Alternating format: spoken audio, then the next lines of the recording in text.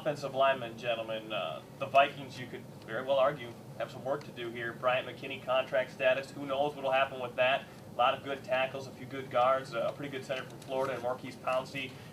What do the Vikings do in this draft when you open up that revolving door of offensive linemen coming in? Charge loves Pouncey. I do love Pouncey. And the Vikings have got a need for somebody who can play more than one position as well. And this kid's big.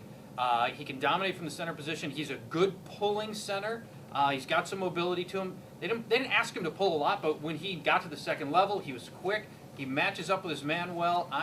If he can actually make it to the Vikings at 30, Marquise Pouncey would be an absolute no-brainer for the Vikings.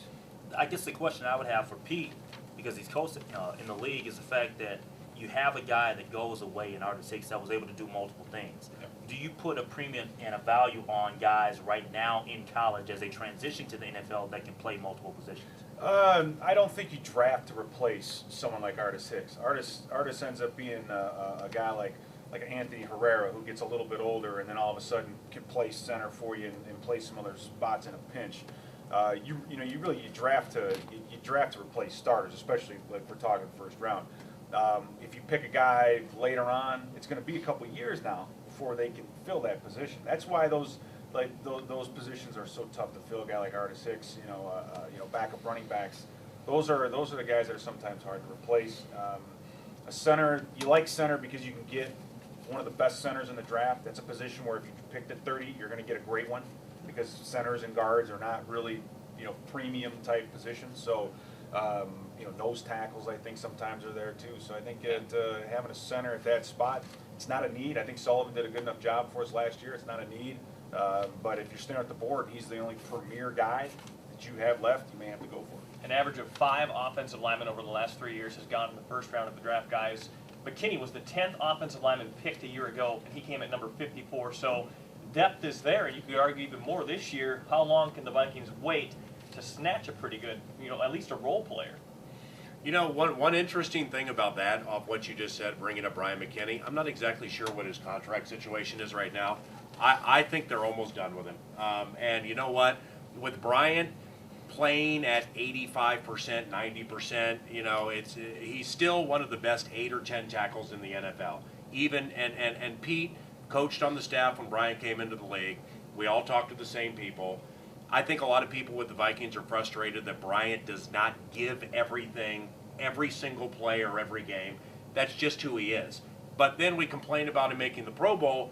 He gets into the playoffs, single-handedly destroys DeMarcus Ware and Will Smith in back-to-back weeks. So it's there. Then we get to the Pro Bowl deal. He got kicked off the Pro Bowl team. I think they're very frustrated with that.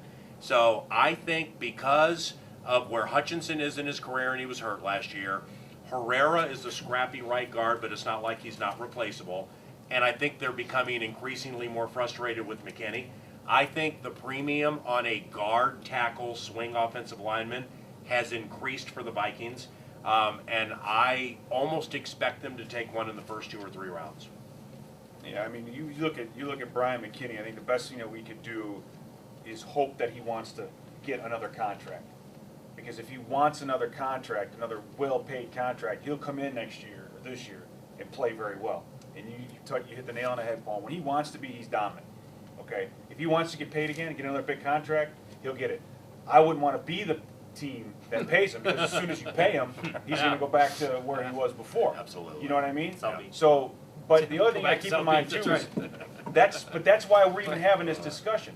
I mean, if he's a left guard, he might be gone. Yeah. I mean, if he's a center, he might be. He can be the way he is because he is a left tackle, and because there aren't many really good ones out there. And to replace him, you're going to have to, and to get that level of play, you're either going to have to, find a diamond in the rough, or you're going to have to go out and get a well-paid free agent or draft high. And I don't think any of us plan on being in the top 10 in the draft again next year.